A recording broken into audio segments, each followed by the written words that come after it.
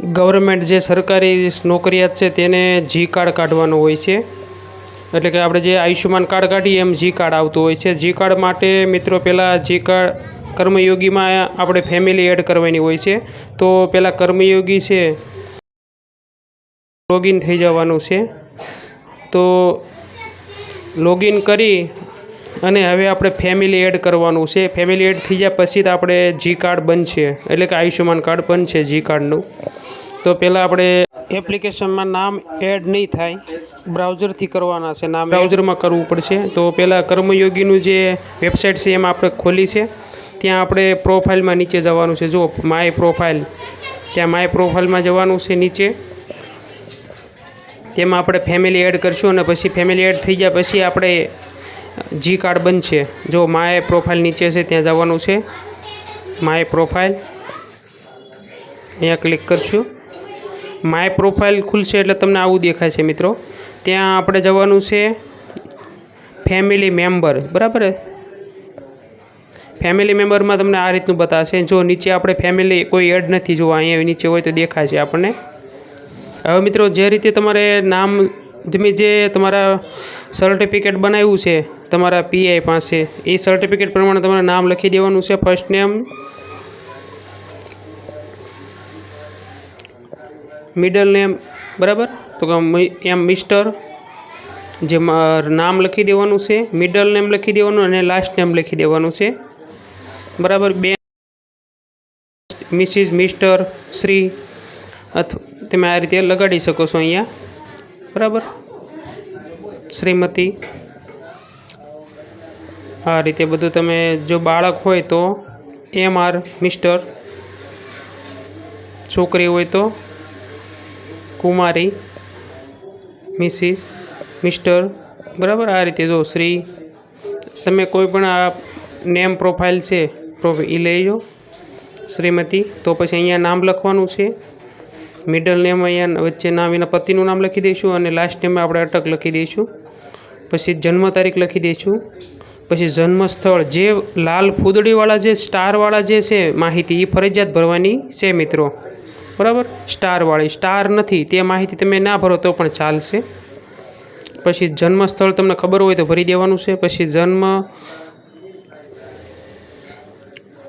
પછી gender male female select કરી લેવાનું છે। પછી કન્ટ્રી ઇન્ડિયા સિલેક્ટ કરી લીધી આપણે, નેશનલ ઇન્ડિયન। પછી આપણે જે રિલેટિવ છે, જે એમ્પ્લોય છે એની સાથે શું સંબંધ ધરાવે છે તે પણ આપણે સિલેક્ટ કરી લેવાનું છે। જો આપણે અહીંયા સિલેક્ટ કરી લઈએ ફટાફટ બધું, જો અહીંયા ઇન્ડિયન કરી લઈશું। અહીંયા આપણે રિલેશન તો અહીંયા આપણે સપોઝ રાખશું, એટલે કે પુત્રી, ડોટર, સન એ સિલેક્ટ કરી લેવાનું છે તમારે જે રિલેટિવ। અહીંયા આપણું રેસિડેન્ટ ઓફ વિથ એમ્પ્લોયમેન્ટ, એટલે કે આ જે એમ્પ્લોયની સાથે રહે છે, હા, બરાબર। અહીંયા હા આવશે। ડિપેન્ડન્ટ, એટલે કે આ જે એમ્પ્લોય છે એની સાથે આ ડિપેન્ડ છે, યસ। પછી અહીંયા એડ ટુ લિસ્ટ છે, અહીંયા જો આપણે સિંગલ મેરેજ થયા હોય તો મેરિડ કરી દેવાના છે।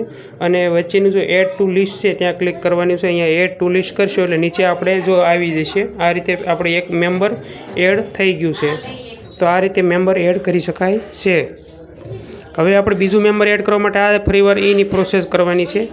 બધી માહિતી ભરી દઈશું। પહેલાં આપણે અહીં જો ડિપેન્ડન્ટ છે ત્યાં આપણે યસ કરશું, રેસિડેન્ટ એની સાથે રહે છે, યસ।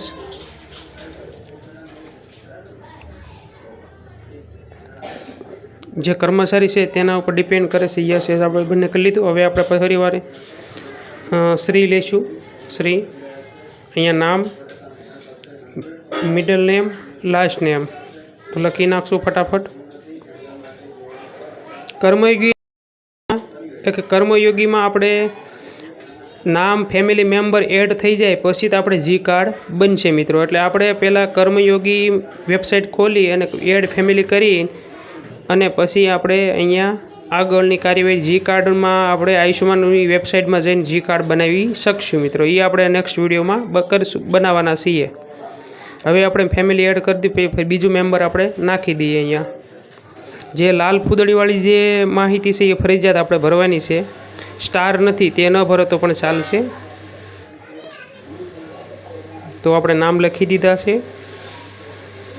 મેલ ફિમેલ સિલેક્ટ કરી લેવાનું છે અહીંયા।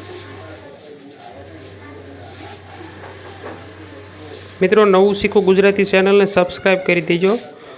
હું અવનવા રિપેરિંગના અને ઓનલાઈનના વિડીયો લાવતો હોઉં છું. તો અહીંયા આપણે જન્મ તારીખ આ રીતે સિલેક્ટ કરી લેવાની છે. કર્મયોગી વેબસાઇટમાં આ રીતે ફેમિલી એડ કરી પછી આપણે આયુષ્યમાન કાર્ડની આયુષ્યમાનની વેબસાઇટ ઉપર જઈ અને જી કાર્ડ બનાવી શકશું. પહેલાં આપણે કર્મયોગી વેબસાઇટમાં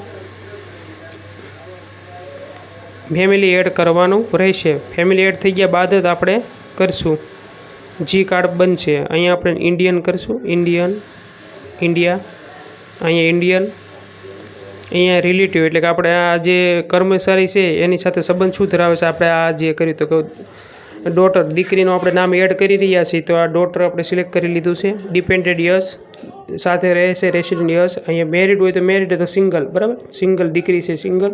હવે આપણે એડ ટુ લિસ્ટ કરવાનું છે, બરાબર. જો આપણે નોમિનેટના કટકા કરવા હોય 50% તો કરી શકાય છે, પણ આપણે સિલેક્ટ નથી કરતા. આપણે પત્ની છે તેને 100% આપવા માગતા હોય તો આપણે કંઈ સિલેક્ટ કરવાની જરૂર નથી, બરાબર. નોમિનેશન આપણે 50% કરવા હોય તો આ રીતે 50% કરી શકાય છે સિલેક્ટ કરી. અને હવે આપણે અહીંયા એડ ટુ લિસ્ટ કરશું એટલે બીજો મેમ્બર છે આપણે એડ થઈ ગયું. જુઓ, બીજો મેમ્બર આપણે એડ થઈ ગયું. આ રીતે તમે ગમે તેટલા મેમ્બર એડ કરી શકો છો. અહીંયા આ રીતે એડિટ કરવું હોય તો પેન્સિલની નિશાની ઉપર એડિટ થાય છે, અને ડિલીટ કરવું હોય તો ડિલીટ પણ થાય છે. હવે તમારે આની પ્રિન્ટ લેવી હોય તો પ્રિન્ટ પણ લઈ શકો છો, PDF લઈ શકો છો. હવે અહીંયા સેવ એન્ડ નેક્સ્ટ છે ત્યાં ક્લિક કરશો એટલે આ આપણી જુઓ એડ થઈ ગયું. હવે આપણે કર્મયોગીમાં આપણે નામ એડ થઈ ગયું છે. જો અહીંયા સપોઝ ડોટર સન એવું બતાવી રહ્યા છે, તો નામ એડ થઈ ગયા છે. હવે આની ઉપર ક્લિક કરશું, સપોઝ ઉપર ક્લિક કરું તો એની માહિતી બધી અહીંયા બતાવશે. આપણે જેટલું એડ કર્યું ને એ તમામ જુઓ અહીંયા. હવે આપણે કર્મયોગી એપ્લિકેશનમાં ફેમિલી એડ થઈ ગયું છે.